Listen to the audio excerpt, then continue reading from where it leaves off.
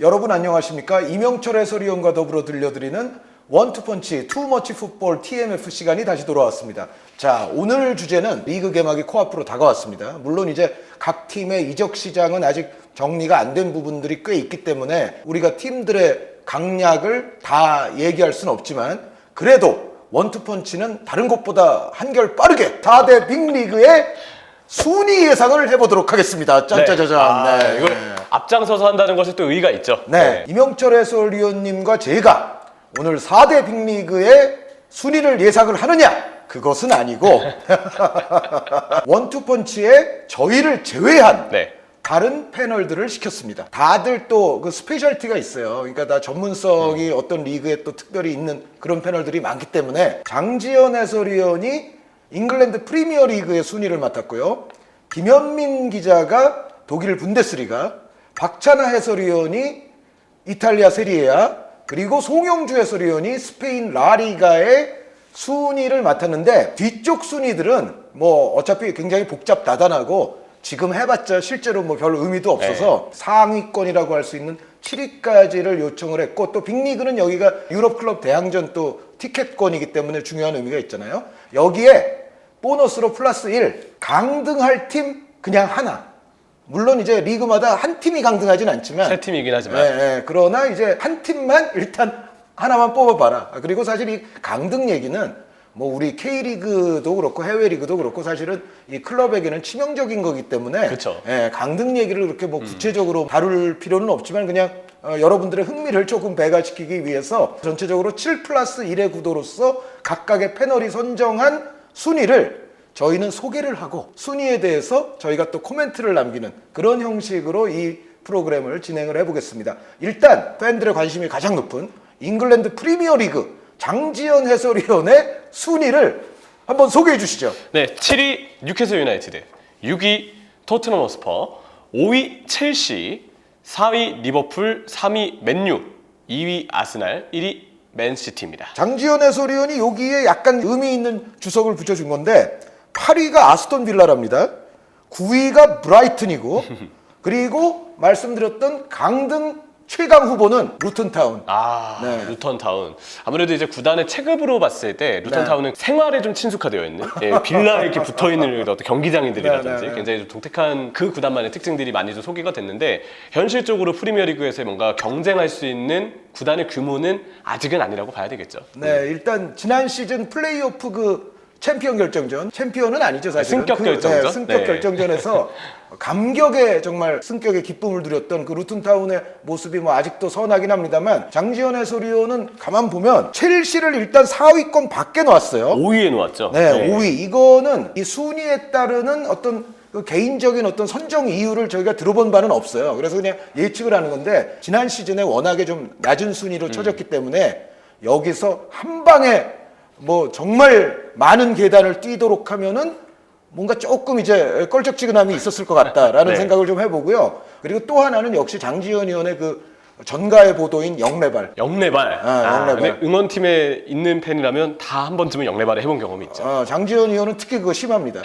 그래서 첼시를 일단 4위권 밖으로 놔야 궁극적으로 4위권 이내에 들게 될 것이다. 뭔가 이러한 어떤 희망 섞인 바람 속에 첼시를 5위로 놓지 않았나 싶은데 프리미어리그의 또 다른 아주 전문가인 이명철 의원께 여쭤보겠습니다.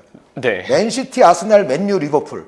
요거 일단 어떻게 생각하세요? 저도 이 전체 순위 예측이 있거든요. 프리미어리그에 대해서 1위부터 7위까지 어디서도 얘기한 바가 없습니다. 그래서 오늘 그렇습니까? 최초 예측인데 저도 맨시티, 아스날, 맨유는 동일합니다. 1, 2, 3등까지는 동의한다. 네, 장재현 의원님과 동일하고 4등이 저는 첼시예요. 지금 영레발의 대결입니까? 느낌이 오셨죠? 저는 리버풀이 어디냐? 6위에 뒀습니다. 그러면은 조금 더 심한 영레발이라고 봐야죠? 제가 조금 더 이제 영레발의 정도가 크다. 근데 영레발보다는 저는 뉴캐슬이 챔피언스리그권 유지는 좀 쉽지 않을 것 같기는 해요. 아무래도 여전히 스쿼드 두께가 두껍다만 하기는 제가 보기에는 다른 경쟁팀들보다는 좀 무리가 있다고 보이고 게다가 그 스쿼드로 일단 올 시즌은 챔피언스리그를 병행을 해야 돼요. 맞아요. 그래서 토날리가 영입되고 여전히 좋은 선수들이 있지만 부상 등의 이슈 역시도 따라올 수 있는 위험성이 있는 시즌이기 때문에 저는 그래도 에디하우가 5위까지는 뉴캐슬을 안착시킬 것 같다라고 보거든요. 그러면 리버풀을 6위로 놓으신 이유가 장 의원님과는 다르게 뉴캐슬이 첼시와 리버풀의 사이에 들어올 만하다. 아, 그렇죠. 그러면은 리버풀, 첼시, 뉴캐슬 그리고 거기에 어우러져서 토트넘까지도 갈린다는 얘기거든요. 그렇죠. 네, 장 의원님은 어쨌든 토트넘을 6위권으로 보셨어요. 그런데 이명철 의원 생각대로라면은 토트넘은 그 밖이에요. 7위에 둡니다. 그럼 말씀을 해주시죠. 리버풀, 첼시, 뉴캐슬, 토트넘 이 자리에 대한 장 의원님의 생각은 어떤 것 같고 그에 따른 이명철 의원님의 어떤 반론이 있다면 뭐가 될까요? 역시 리버풀과 관련된 얘기가 좀 안 될 수 없는데 네. 장재현 의원님은 아마 리버풀이 지난 시즌 힘들어하긴 했지만 원래도 맨체스터 시티와 선두 경쟁을 했던 팀이고 아주 호화로운 공격진 디오고 조타, 루이스 디아스, 다윈 누네스 아마 두 번째 시즌은 지난 시즌보다 조금 더 나아지지 않을까에 대한 기대를 해볼 수 있고 프리시즌의 활약이 또 좋죠. 여기에 코디 학포, 모하메드 살라 등등의 공격진들이 확실히 다른 팀들 대비 선수층도 두껍고 화려한 거는 사실이에요. 수비진에도 반다이크, 코나테 그리고 정말 여전한 킥력을 과시하는 로버슨과 아노일드, 알리송까지 전력 자체는 굉장히 큰 버팀목이 되어 있고 아마 그 부분 때문에 지난 시즌이 조금 힘겹긴 했지만 리버풀이 다시 정상 궤도에 회복할 수는 있다. 그래도 챔피언스리그 진출권에는 복귀하지 않겠냐라고 장재현 의원님은 예상하신 것 같아요. 임 의원님은 그게 안 될 거라고 지금 생각하시는 건데 왜 그렇죠? 제 반론은 전술 때문이에요. 네. 오히려 선수보다는 이거는 이제 전술 얘기를 좀 하고 싶은데 프리시즌 경기를 보면 미드필더들의 간격이 지나칠 정도로 벌어지거든요. 여기에 대해서 여전히 경기를 거듭할수록 개선되는 모습이 잘 보이지 않았다고 생각을 합니다. 그래서 아놀드가 빌드업 때 안쪽으로 들어오는 전술은 지금도 그대로 쓰고 있고요. 오른쪽 센터백이 아놀드가 안쪽으로 들어오는 만큼 넓은 공간을 커버해야 되는 전술도 그대로고 또 그 위쪽에 원래라면 커티스 존스와 조던 앤더슨이 좀 더 공격적인 미드필더 역할을 했겠지만 이번에는 영입이 되면서 소보슬라이랑 맥칼리스터가 왼쪽이 소보슬라이, 오른쪽이 맥칼리스터 제 예상과는 완전 반대예요. 네. 좌우 위치가 바뀐 형태로 선발로 쓰고 있습니다. 문제는 맥칼리스터는 충분히 연결고리 역할을 할 수 있고 중원에도 활동량을 통해서 공수양면에 다 가담이 가능한 선수이기 때문에 맥칼리스터를 조금 아래쪽으로 배치하고 오히려 킥 능력과 전개 능력, 마무리 능력이 있는 소보슬라이를 밀어두면 좀 괜찮지 않을까 싶은데 막상 지금 프리시즌 경기를 보니까 쓰임새가 반대더라고요. 맥칼리스터가 오히려 위에 올라가 있고 소보슬라이가 아래로도 내려오고 수비할 때도 커버를 해야 되는 그런 역할을 주고 있는데 클롭 감독이 훈련 때 보았던 뭔가의 특징이 있을 수는 있겠지만 지금까지 프리시즌의 내용으로 봤을 때는 그렇게 올바른 그렇게 좋은 기용법은 좀 아닌 것 같아요. 위르겐 클롭에게 반기를 드는 이명철. 네, 저는 반기를 들고 싶습니다. 왜냐, 작년이었으면은 사실 반기를 들기 좀 무리였던 부분이 있을 거예요. 저는 여전히 클롭 감독에 대한 지도력을 정말 높게 평가하지만 우리가 세계 축구사가 존중에 맞이하는 감독이죠. 펩도 클롭도 다 마찬가지의 감독들인데 문제는 이제 지난 한 시즌 동안의 모습을 보면 클롭이기 때문에 반등은 할 수 있으나 이 중원 문제, 간격 문제 그러다 보니까 발생하는 팀의 공수 밸런스 문제를 확실히 잡지 못하면 지난 시즌에 이어서 올 시즌에도 꽤 부침을 겪는 시기가 오래 이어질 수 있는 요소가 좀 될 수 있을 거라고 생각합니다. 저의 질문, 리버풀의 전문 수비형 미드필더 문제는 어떻게 될까요? 라비아를 데려올지 말지 사실 아직까지는 분위기상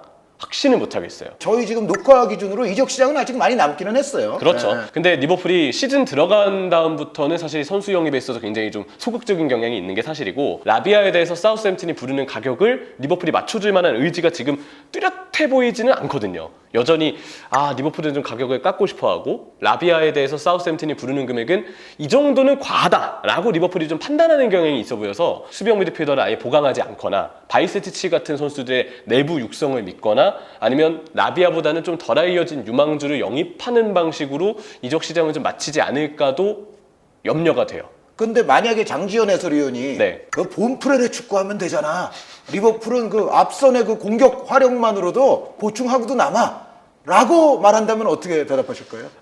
이 수비진, 첼시가 잘 나갈 때 수비진을 다시 한번 떠올려달라고 얘기 드리고 있습니다. 그러니까 좋은 성적에는 기본적으로 수비와 전체적인 밸런스가 바탕이 돼야 된다. 리버풀은 그 밸런스가 불안해 보이는 게 사실이다라는 말씀이죠? 그렇죠. 밸런스가 갖춰지지 않으면 아무리 반다이크라도 해도 흔들릴 수 있다는 게 지난 시즌 이미 드러났고 코나테는 여전히 다칠 수 있는 위험성이 커요. 그리고 그 둘을 대신할 나머지 후보 센터백들의 마팁과 조고메스의 어떤 영향력도 시즌이 지나면 지날수록 점점 떨어지는 게 사실이기 때문에 저는 리버풀이 생각보다 어려움을 겪을 것 같고 반대로 첼시와 뉴캐슬의 4, 5위 싸움이 될 것 같거든요.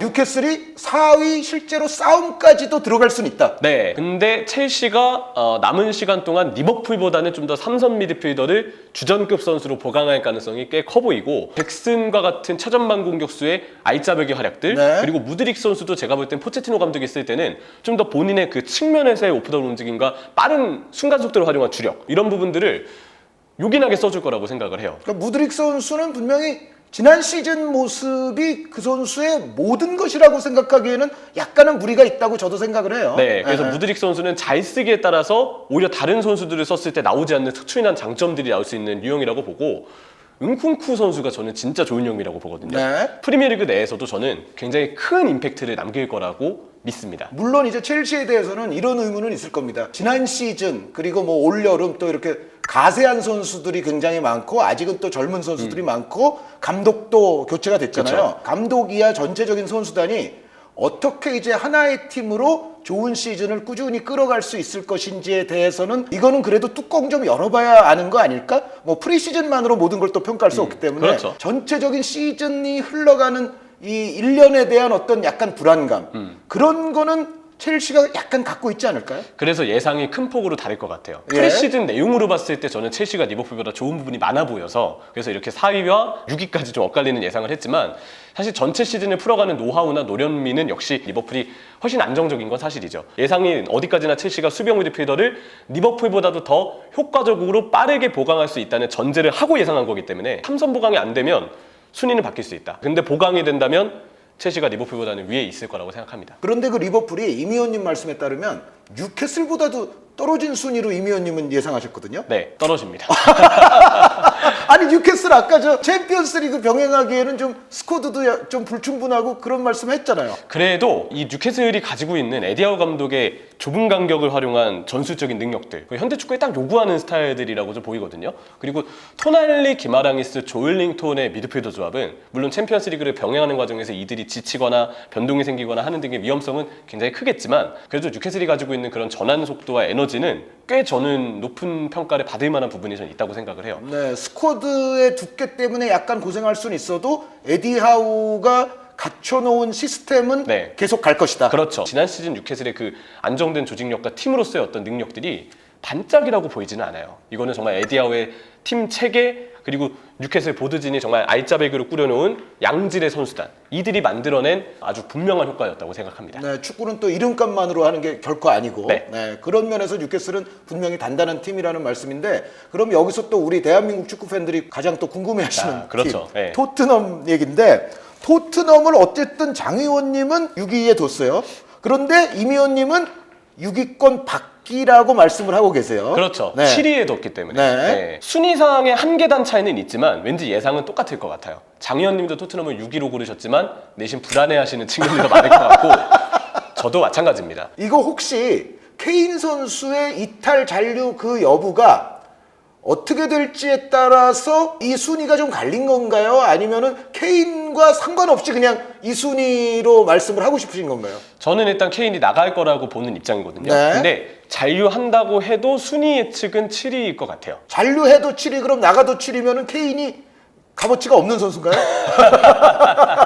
한 계단 정도는 올려줄 수 있겠네요. 잔류한다면 6위 정도. 근데 그런 것도 리버풀이 내려가는 건데. 잔류하면 네. 6위 가능인데 일단 임 의원님은 네. 나가는 쪽의 확률을 높게 보고 계시고 그렇다면은 6위 안에 들기는 좀 어렵다. 케인이 3선에서 볼 배급을 해줄 수도 없고 수비의 안정감을 더해줄 수도 없거든요. 그리고 그 부분이 지금 토트넘 스쿼드의 가장 큰 약점이자 또 한편으로는 포스테코글루가 전술적으로 빅리그에 와서 본인의 전술을 시연할 때 밸런스나 압박 시의 간격 조절과 관련된 부분들은 조금 지켜봐야 될 여지가 있다고 생각을 해요. 시행착오를 겪을 가능성이 있죠. 네, 저는 그래서 케인의 영향력과 토트넘의 수비 중원의 안정감 밸런스는 좀 별개로 봐야 된다. 근데 정말 저도 자신 있게 얘기하는 건 보는 재미 하나만큼은 엄청 늘 거예요. 근데 시행착오가 있을 거라는 점에서 아마 순위상에 조금 부침은 있을 수 있는 첫 시즌일 것이다. 근데 구단의 방향성은 포스테코글루 감독이 잘 잡아줄 거라고 생각을 합니다. 히샬리송이 매우 나쁜 선수라고 보진 않기 때문에 지난 시즌은 너무나도 아쉽게 리그에서 좀 부족한 골수로 머물기는 했지만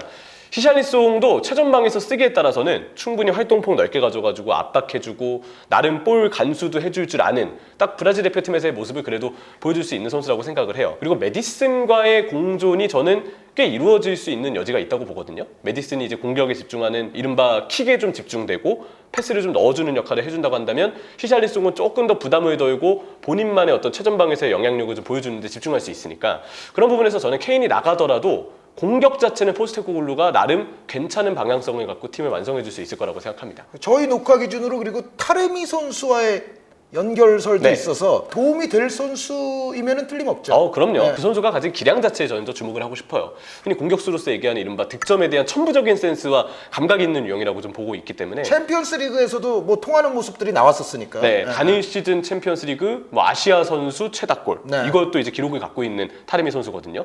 그런 점들을 봤을 때 타레미는 히샬리송이 혹시 득점력이 조금 올라오지 않는 것에 대비해서 토트넘의 케인이 나간다고 봤을 때는 최전방 공격수로 보유했을 때 팀으로서도 플러스 효과를 누릴 수 있는 그런 선수라고 생각합니다. 근데 여태까지 설명 쭉 들어보면 케인 선수 거금을 받고 팔아야 되는 거 아니에요? 왜냐하면 지금 들어보니까 네. 장 의원님은 뭐 여기 지금 없으니까 이유는 모르겠어. 그런데 네. 어쨌든 토트넘 6위에다 놨는데 임 의원님도 케인이 나가더라도 7위는 사수할 수 있다라고 얘기를 하시면 그럼 뭐 어차피 6등 아니면 7등인데 그러면 케인 파는 게 맞지 않아요? 저도 FA보다는 파는 게 맞지 않나 생각을 해요. 근데 그 돈을 삼성 쪽에 특히 보강을 했다면 참 좋았을 텐데. 효율적으로 그 돈을 네. 다시 지출하지는 않을 법하다. 첼시는 그래도 카이세도라는 매물에 대해서 한 번 더 달려들 가능성이 있고 그게 아니더라도 판매 수익이 꽤 큰 이번 이적 시장이기 때문에 그 돈을 쏟아부을 수 있는 여건이 있거든요. 근데 케인을 판다고 해도 토트넘이 지금 당장 과연 그 이전에 관찰했던 삼선 매물들이 있을 것이냐, 그리고 그 매물들에게 달려들었을 때 아무래도 현실적인 순위권이나 현재 상황을 봤을 때 뭔가 매력을 줄 수 있는 포인트가 조금 적을 수밖에 없다고 생각을 합니다.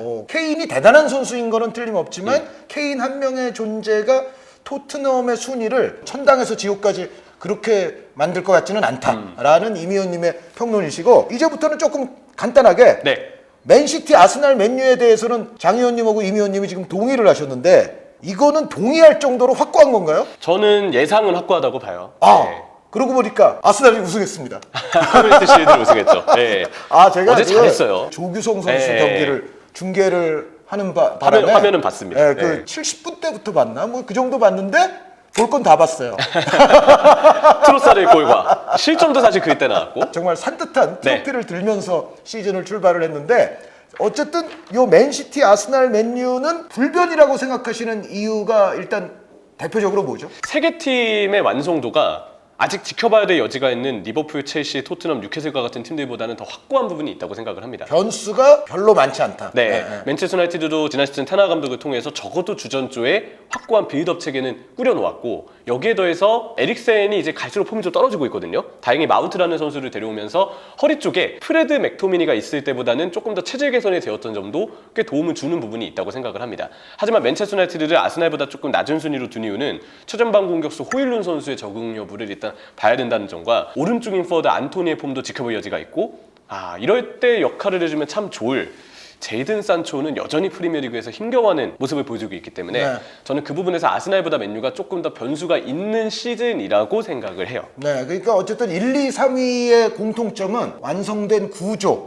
그 자체로 다른 팀들보다 우위에 있는 세 팀인데 아스날이 맨시티에게 어느 정도 도전할 수 있을 것 같습니까? 맨시티가 지난 시즌보다는 오히려 전력이 조금 불안한 부분은 있다고 생각을 해요. 그래도 구바르디올 선수는 어쨌든 오긴 왔어요 지금. 네, 측면 공격수 쪽도 마레즈가 나가고 당장 그 머릿수를 보완하는 선수, 보강된 선수가 지금 없거든요. 메카티 선수를 좀 키울 가능성도 물론 있겠으나 인포드 쪽에 대한 보강도 남은 8월 한 달 동안 맨시티가 진행을 할 거라고 보고 있어요. 그런 점들을 보면 맨체스터 시티가 이번 커뮤니티 쉴드 때도 균도안의 공백은 여실히 느껴졌고, 엘링 홀란이 고립되는 데 있어서 균도안의 부재가 저는 꽤 많은 역할을 좀 주었다고 보거든요. 그리고 홀란 선수가 최대치의 위력을 발휘하기 위해서는 역시 케빈 더브라이너 네. 선수가 좋은 상태로 같이 뛰어줄 필요가 있죠. 나이가 이제 꽤 있기 때문에 부상이나 체력 저하 같은 변수들에 데브라이너도 얼마든지 노출이 좀 될 수 있거든요. 중앙 미드필더 쪽이 코바치치가 보강이 됐다고 해도 균도한 데브라이너만큼의 영향력이 아닐 수 있다는 걸 이미 이번 아스날전을 통해서 확인을 했다고 보기 때문에 기존에 잘했던 균도한 데브라이너의 부재 혹은 변수 등의 영향을 받을 가능성이 있다고 생각을 합니다.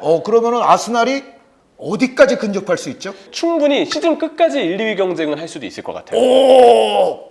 진짜로? 3월 정도까지로 하겠습니다. 근데 4월 되면 아스날이 그 마의 4월이 있는데 센터백 구상이 하필 그때 나와요. 지난 시즌도 그랬고 지난 시즌도 그랬고 센터백의 부재 때문에 수비가 흔들리면서 갑자기 맨시티에게 경쟁을 내주고, 그 전 시즌에 이제 토트넘에게 또 내주고. 챔피언스리그 진출권에 경쟁을 내주고 했는데 그 시기를 잘 견뎌내는 게 중요하거든요. 물론 올 시즌은 전체적인 층이 더 우량이 네. 된 건 사실이지만 그렇죠. 네. 확실하게 트로피를 들 수 있다는 자신감이 있는 어떤 위닝 멘탈리티, 그런 부분에서 여전히 맨시티가 앞서 있다고 보기 때문에 경쟁은 아스날이 계속 벌일 수 있지만 맨시티가 1위 자리를 놓치진 않을 것 같다는 게 제 생각입니다. 근데 아스날이 그럼 2위는 그래도 할 만한 지금 구조와 체계와 전력을 갖추고 있다라고는 보시는 거네요. 그렇죠. 그리고 챔피언스리그 진출을 했잖아요. 병행에 대한 변수가 있을 거예요. 너무 오랜만이라. 아르테타는 감독으로는 또 이제 처음이니까. 네, 그 병행이라는 게 항상 첫 시즌에는 은근히 고생을 하기 때문에 조가 어떻게 짜여질지 그것도 네, 궁금합니다. 네. 정말 기대는 되는데 한편으로는 그 때문에 1위로 치고 올라갈 수 있는 어떤 폭발력을 유지하는 게 좀 쉽지 않을 수 있다 정도로 좀 생각을 하고요. 제수스님하고 진첸코님.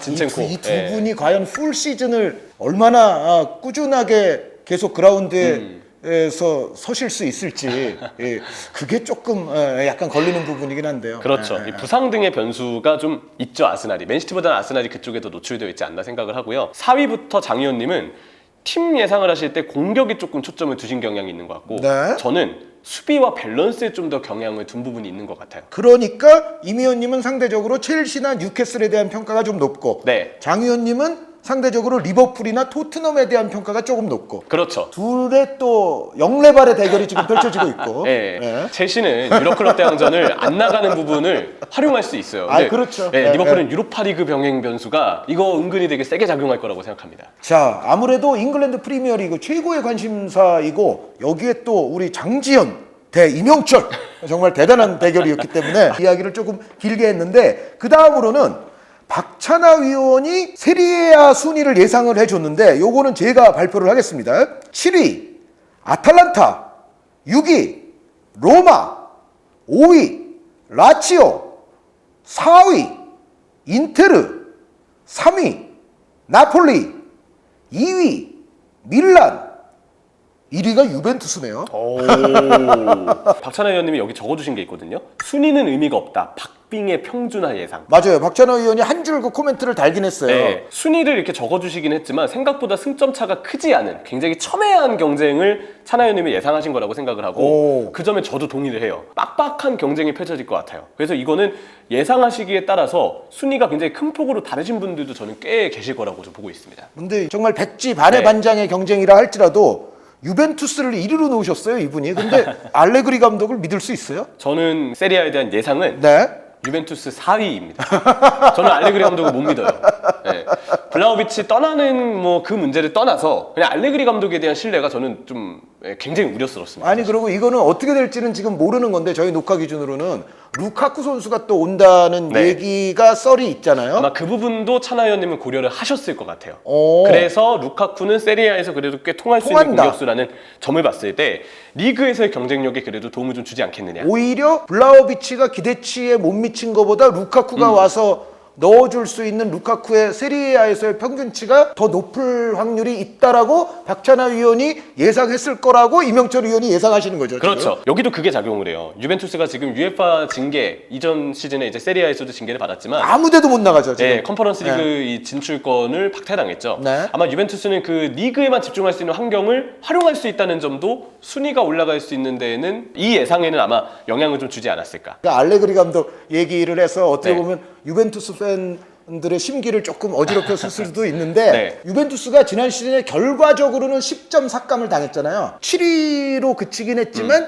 그 삭감된 승점이 아니면은 4등 안으로 들어오거든요. 그러니까 그렇죠. 빡빡해진 경쟁 속에서 뭔가 루카쿠 선수가 의외로 또 좀 긍정적인 효과를 주면 1위도 가능하지 않겠나. 그리고 유벤투스의 또 전통의 아무래도 그 힘이 있죠. 힘은 네. 분명히 있고 그리고 제가 봤을 때는 그 티모시 웨아 같은 선수 영입은 잘 된 것 같거든요. 오랜 시간 동안 윙백 때문에 문제가 좀 많았거든요. 근데 이번에 유벤투스가 정말 티모시아 선수 보강을 잘했고 코스티치도 윙처럼 전진됐을 때 윙백에서의 효과가 꽤 있고 이번에 프리시즌 때 또 깜비아소 선수가 왼쪽 자리에서 굉장히 또 잘 띄워주더라고요. 네. 윙백에 대해서 오히려 쿼드라도가 있을 때보다 훨씬 더 보강이 잘 된 부분이 있고 여기에 중앙 미드필더의 로벨라나 파지올리처럼 성장 중인 유망주들이 알레그리 감독의 오히려 전수 영향을 상대적인 시간으로 덜 받아서인지 오히려 이 미드필더들이 패스를 잘 풀어주거나 중요할 때 득점을 해주는 활약들이 있거든요. 알레그리 감독에 대한 불신은 여전하나 스쿼드 자체는 유벤투스가 이전에 너무 알레그리 성향의 투박한 선수들만 가득했던 시기보다는 좀 다채로워지고 있는 단계에 있다고 생각을 해요. 이거는 팀의 유연성을 더해줄 것이다. 그런 부분에서 스쿼드 자체가 점점 좋아지고 무엇보다 수비진이 좀 괜찮죠. 브레메르가 있고 뭐 가티 선수가 있고 네. 등등의 선수들도 있기 때문에 이런 부분들도 기대할 수 있지 않나라는 생각입니다. 그러니까 엄청나게 뭐 이름값이 번쩍번쩍하다고까지 말하기는 좀 어렵지만 네. 전체적인 단단함 그리고 밸런스나 이런 측면에서는 알레그리 감독이 조금 답답해도 승점을 쌓아가는 축구를 보여줄 가능성이 다른 팀들보다 오히려 높다. 네. 약간이라도. 김민재 선수가 떠나긴 했지만 우리 팬들에게 그래도 정이 들었던 나폴리는 지난 시즌을 재현하기는 좀 어려울 거라는 예상들이 지배적인 것 같은데 네. 나폴리는 어느 정도 성적이 나올 것 같아요? 저는 나폴리를 2위로 예상했고요. 오. 네, 차나 의원님보다 이제 한 계단 높은 거죠. 가장 큰 이 예상에서의 차이가 저는 인테르가 우승할 것 같아요. 인테르가 이번에 이적 시장에 프라테시, 뭐 튀람, 사미르지치, 뭐 비색 선수, 여기에서 사마르지치까지. 거기에 뭐 쿼드라도 같은 선수까지도 왔어요. 맞아요. 알짜배기로 쓸 수 있죠. 이적 시장은 굉장히 적극적으로 좀 보내고 있는 팀이고요. 이 중원을 보면 지금 프라테시, 차라놀루, 바렐라에 미키타리안과 사마르지치까지 역할을 해줄 수 있습니다. 상당히 단단하고 조화로워 네. 보이는 중원이죠. 활동량도 많고 이 중원이 리그에서 성적을 유지하는 데 꽤 많은 도움을 줄 거라고 좀 보고 있어요. 그런 점들을 보면 인테르가 오히려 선두로서 자리를 공고히 할 수 있는 가능성이 좀 있다고 보고. 근데 저도 사실은 보강 상황이나 이런 걸 봤을 때는 인테르에게 매력을 조금 가장 많이 느끼긴 하거든요. 네. 근데 다만 이제 인테르가 나간 선수들을 또 보면 그 맨유로 간 오나나 선수 비롯해서 알 나스르로 간 브로조비치 선수, 그렇죠. 스크리니아르, 제코 그리고 이제 루카쿠 선수도 없어졌고 네. 이런 선수들이 또 없어지긴 했거든요. 그래서 그렇죠. 인테르는 잘 되면 오히려 지난 시즌 나폴리처럼 뭔가 좀 아주 속 시원하게 그쵸. 1위로 튀어나갈 수 있을 것 같으면서도 약간의 불안감은 있는. 예, 저는 약간 그런 느낌을 받는데 저한테 만약에 1등 정해봐라 하면 저도 왠지 인테르인 것 같기는 해요. 그래서 이명철 해설위원 말씀에 지금 저는 공감하는 부분이 분명히 있는데 네. 이제 유벤투스에 비해서 약간 위험 요소들은 좀 있지 않냐. 완전히 예측이 틀릴 가능성도 있다. 근데 다행인 점은 나간 선수가 이제 슈크리니아르도 지난 시즌에 사실 거의 없었던 선수로 봐도 그렇죠. 무방하고 브루조비치도 이미 지난 시즌에 기복 있게 많았던 조금 시즌인데다가 밀렸었죠. 에딘 제코도 뭐 아무래도 나이가 있다 보니까 기복 자체가 좀 있는 스타일이었다고 볼 수 있는데 오나나의 빈자리가 변수거든요. 저는 근데 항상 얀조모 골키퍼에 대한 신뢰가 많습니다. 네. 거의 이제 인테르로 오피셜 발표만 좀 남겨놓은 상태라고 보면 되기 때문에 얀조모가 선방을 통해서 보여주는 그리고 빌드업도 꽤 준수하게 하는 편이고 바이에른 뮌헨에서 이제 오게 되는 거잖아요. 선수마다 그런 기운이 있습니다. 우승을 하고 또 오는 기운이 있기 때문에 그런 부분에서 뭔가 얀조모가 실제 활약으로도 인테르의 골키퍼 자리에는 그래도 든든하게 버팀목이 되어줄 것 같고 여기에 이적 시장을 활발하게 보는 그 밸런스가 도움을 줄 것이다. 나폴리는 오시면은 왠지 나폴리에 남아서 뛸 것 같아요. 이거는 굉장히 큽니다. 저는 그래서 나폴리가 2위는 공고히 차지할 수 있을 거라고 보는데 문제는 김민재 선수의 공백이 분명 꽤 클 거라고 봐요. 이 나폴리 특유의 공격적인 운영에 있어서 그 수비 라인을 뒷공간에서 많이 받쳐주고 또 볼 운반까지 해줬던 김민재 선수의 부재를 어떻게 메울지에 대해서는 나폴리도 꽤 고민이 있을 거라고 보고 스팔레티 감독이 떠난 상황에서 과연 그 강도 높은 압박과 그 정말 많은 신체 부하를 요구하는 그런 에너지 넘치는 전술을 과연 올 시즌 내내 폭발적으로 유지할 수 있을까? 그런 부분에서 봤을 때는 저는 나폴리가 지난 시즌보다는 힘이 좀 빠질 수 있는 부분이 없지는 않을 거라고 봅니다. 그러면은 지금 유벤투스, 나폴리, 인테르에 대해서 간략하게 살펴봤는데 밀란이 또 굉장히 관심 클럽이거든요. 그렇죠. 네, 제가 봤을 때는 토날리라는 뭐 중요한 선수를 잃기는 했지만 들어온 선수가 뭐 추쿠에제, 오카포, 풀리시, 무사, 레인더스, 로프터스 치크 이런 선수들이 대량으로 들어왔는데 제 생각에는 공격은 상당히 무서울 것 같은데요. 공격 엄청나죠. 네. 공격 자체로는 여전히 힘이 대단하기 때문에 밀란이 그 힘을 바탕으로 리그에서도 꾸준한 성적을 낼 거라고 보고는 있어요. 하지만 지난 시즌에도 사실 이제 피올리 감독이 뭔가 팀을 지휘하는 데 있어서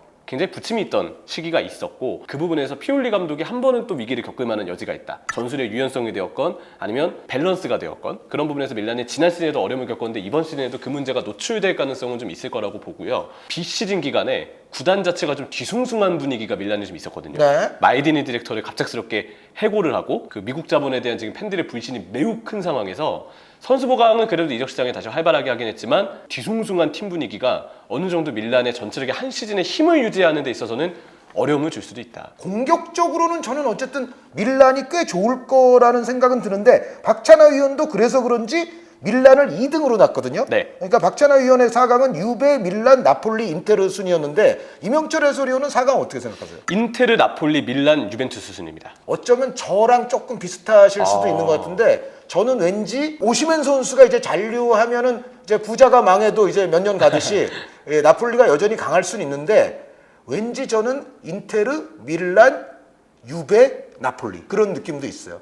그럼 여기서의 공통점은 어쨌든 박찬하 위원도 그렇고 임 위원님도 그렇고 저도 그렇고 라치오, 로마, 아탈란타는 4등 안에 들기는 좀 어렵다. 그렇죠. 그런데 라치오는 제가 봤을 때 상당히 뭔가 좀 알짜배기 영입은 많이 했어요. 그러니까 레알 마드리드 상대로 막 골폭죽을 터뜨렸던 카스티아노스 선수, 칸첼리에리, 구스타브 이삭센 선수가 이제 거의 올 것 같거든요. 네. 저희 녹화 기준으로. 여기에 이제 우리 팬들이 잘 아시는 가마다 다이치 선수까지 밀린코비치 사비치라는 거목을 잃기는 했습니다. 그런데 영입한 거 보면은 그래도 라치오도 꽤 영리하다는 생각은 드는데 4등 안에 못 들까요, 라치오가? 효율적인 영입을 했고 스쿼드의 공백을 메운 것은 맞으나 예. 공존에는 시간이 걸릴 수 있고 무엇보다 뭔가 확실한 선수의 보강의 느낌은 다른 경쟁팀들보단 덜한 것 같아요. 그러니까 알짜배기 1순 있지만 뭔가 이렇게 확고하게 탁 들어오진 않는다. 그렇죠. 그런 부분에서 봤을 때 순위 경쟁의 이 경쟁력을 얻는 데 있어서는 조금 어려움이 있을 수도 있고 물론 카스티아노스가 있다고 한들 그래도 여전히 주포로서 임모빌레가 해줘야 될 역할이 있는데 그 부분에 대한 부침은 사실 나이를 봤을 때 충분히 있을 수 있는 시기라고 보이기 때문에 저는 라치오가 다른 팀들보다는 4위권 안의 경쟁력을 갖추기는 좀 어려울 수 있다.